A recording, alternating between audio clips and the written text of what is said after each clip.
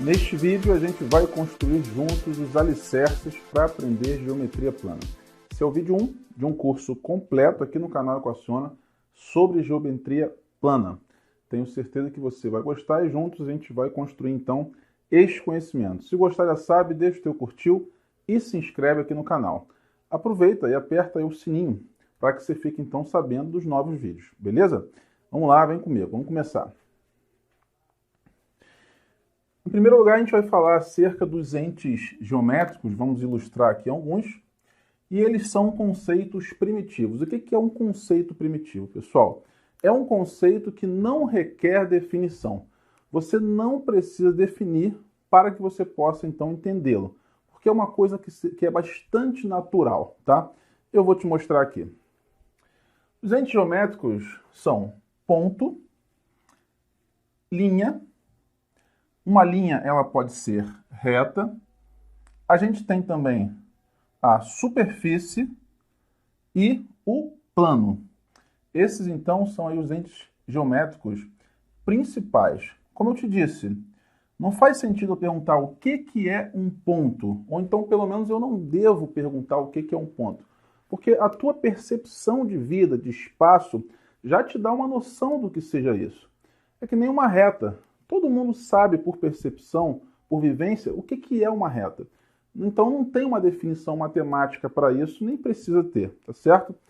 Bom, os pontos sempre vão ser representados por letras maiúsculas, tá? Do alfabeto latino.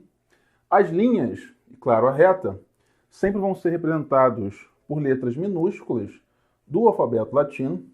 Superfícies e planos vão ser representados por letras minúsculas, só que do alfabeto grego. As mais comuns estão aqui, alfa e beta, beleza? Uma observação, pessoal. Uma reta, por exemplo, a gente desenha aqui, iniciando aqui, começando aqui, mas é só um desenho, é só uma representação, tá? A reta é um objeto de medida infinita, tá vendo? Ela continuaria para cima a vida toda e para baixo a vida toda. O plano é a mesma coisa. O plano, ele não é só essa parte que eu desenhei aqui não, tá? Ele se expande infinitamente, tá certo? Queria fazer logo de cara essa observação. Aqui eu tenho, então, eu acabei não falando o ponto P, a linha L e uma reta R. Alfa e beta, plano, superfície, eu já havia falado. Show? Beleza? Vamos aqui a algumas definições agora. O que seria o espaço? Conjunto de todos os pontos. E uma figura geométrica é qualquer conjunto de pontos. Eu dei 4 exemplos aqui de figuras geométricas. Um triângulo, um círculo, uma coisa que parece um cone, né? Vamos dizer que seja um cone. E aqui um objeto sólido também formado por polígonos. A gente vai estudar que isso aqui, inclusive, é um prisma. Beleza? Esses dois aqui são figuras planas, tá? Figura geométrica plana. Repare que elas estão inseridas dentro de um plano, tá vendo? Tanto o triângulo quanto o círculo. E aqui a gente, então, tem figuras espaciais. Elas, nesse caso, já estão inseridas, tá, em superfícies que não são planas. É bastante fácil e tranquilo perceber quando você tem uma figura plana e quando você tem uma figura espacial. Vamos continuar, só vou apagar o quadro. Não vai dizer que você ainda não se inscreveu aqui no canal Equaciona. Gente, não custa quase nada para você e me ajuda muito. Se inscrevendo, curtindo, você então faz com que o canal se fortaleça e continue, né? Cresça cada vez mais, alcançando então mais gente. Dessa maneira você contribui de um modo geral para o crescimento então do conhecimento matemático no nosso país, beleza? Conto contigo, obrigado. Vamos lá, gente, vamos definir aqui mais algumas coisas importantes. Coisas básicas, porém muito importantes, tá bom? A gente vai falar de linhas planas. Primeiro vamos ver o que é uma semi-reta. Imagina uma reta e aí você considera um ponto A. Este ponto A vai então dividir a tua reta em duas semi-retas, tá? Essa aqui de laranja eu estou destacando para você. Essa outra aqui eu vou deixar de lado, mas teria uma semi-reta também, tá bom? Muito bem. Esse ponto A aqui então vai ser uma extremidade da tua semi-reta, tá? A gente pode dizer que é uma origem da tua semi-reta. Ela tem origem e essa origem é a única extremidade. Lá do outro lado ela continua então infinitamente, tá bom? Eu também destaquei um outro ponto B aqui, só para empregar a notação, tá? Esta aqui, então, iniciando aqui e indo infinitamente para lá, nessa direção, é a semirreta AB, tá certo? A gente vai escrever assim, tá? Muito bem. O que seria, então, um segmento de reta? A gente tem, então, uma reta, onde destacamos dois pontos distintos, tá vendo? O A e o B. Esta parte aqui, toda compreendida entre o A e o B, é um segmento de reta, tá vendo? Ele tem, então, duas extremidades, uma extremidade em A, outra extremidade em B. Se você quiser adotar um sentido, a gente pode dizer, então, que aqui seria uma origem, ali uma extremidade, ou o contrário, tá bom? Para segmento, a gente vai empregar esta notação aqui, AB, dessa maneira. Ali setinha, e aqui assim, sem setinha. Vamos ver aqui agora os segmentos consecutivos, tá? Segmentos consecutivos são aqueles que têm uma extremidade em comum, tá vendo? Tem um segmento aqui, um outro aqui. Esse ponto B é a extremidade do primeiro e também extremidade do segundo. Então a gente pode dizer assim, né? O primeiro inicia aqui, em A, e termina em B. E onde termina o primeiro, inicia o segundo, que é em B, tá vendo? Que vai terminar lá no ponto C. Bem tranquilo, tá vendo? Então A e B, AB e BC são segmentos consecutivos porque tem a extremidade B em comum. Segmentos colineares agora. São segmentos que estão numa mesma reta. A gente diz que essa reta é a reta suporte desse segmento, tá bom? Eis aqui o segmento AB, eis aqui o segmento CD. Repare que eles não precisam ser consecutivos. No meu exemplo aqui, inclusive, não são consecutivos, tá vendo? Mas poderia ser também. Então, AB e CD são segmentos colineares porque estão sobre uma mesma reta. Agora, a definição, então, de segmentos adjacentes. Segmentos adjacentes são aqueles que são consecutivos e colineares. Eles estão sobre uma mesma reta e, além disso, possuem uma extremidade em comum, que no caso aqui é o B. Então, AB e BC são segmentos adjacentes. Ficou claro? Beleza? Quero falar mais um pouquinho de algumas coisas importantes. Continua comigo. Beleza, galera, o quadro já está apagado, a gente vai falar aqui de postulados. Primeiro, o que são postulados, então? São afirmativas ou ainda proposições que não precisam ser demonstradas, não precisam ser provadas. São realmente coisas bastante naturais, bastante intuitivas. Certo? Vamos enunciar aqui, então, os postulados. Primeiro, postulados da existência. São dois, né? Numa reta, há infinitos pontos. E, segundo, num plano, há infinitos pontos.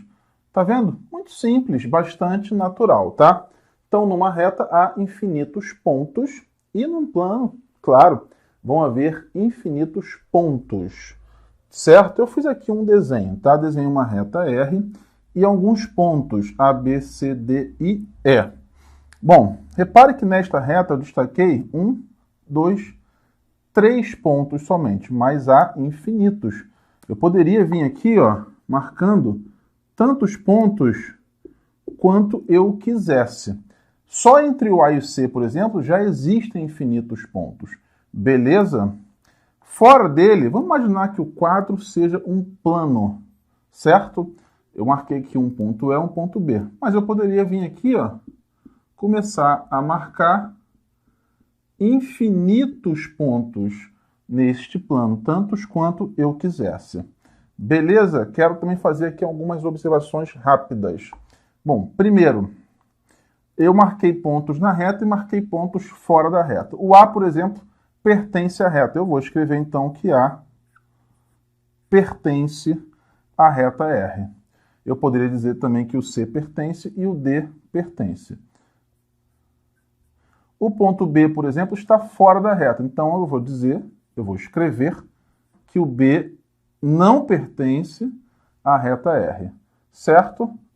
Tal como acontece também com o E. Então, a gente tem uma relação de pertinência. Pertence ou não pertence. Quero também destacar aqui uma outra situação, que é a seguinte. Os pontos A, C e D, por pertencerem a uma mesma reta, eles estão, então, alinhados. A gente vai dizer que eles são colineares, tá bom? A, B e C são, então, pontos colineares. Pertencem a uma mesma reta. Então, uma definiçãozinha aqui, tá? Ou ainda estão alinhados. Os pontos A, B e C, ó, não são colineares, tá vendo? Beleza. Segundo postulado, que é o postulado da determinação. Ele vai nos dizer assim, também são dois, tá? Dois pontos distintos determinam uma única reta. Muito natural, pessoal. Olha aqui os pontos A e B distintos. Inclusive, o contrário de distintos seriam coincidentes. Você pode ter dois pontos na mesma localização, um em cima do outro. E aí eles seriam pontos coincidentes, tá? Na verdade, seria o mesmo ponto com dois nomes. Olha aqui, ó, dois pontos distintos. Eu só consigo traçar essa reta aqui, ó. Você consegue traçar uma outra? Claro que não, só tem essa, tá vendo? Então, dois pontos determinam uma única reta. B. Três pontos não colineares, ou seja, não alinhados, determinam um único plano. Olha aqui os pontos A, B e C. Eles não são colineares, não estão alinhados. Então, só vai haver, ó, um único plano aqui, ó. Tá vendo? Que é determinado por esses três pontos. Inclusive, uma definição, três pontos ou mais pontos, né, pertencentes a um mesmo plano são pontos coplanares. Beleza?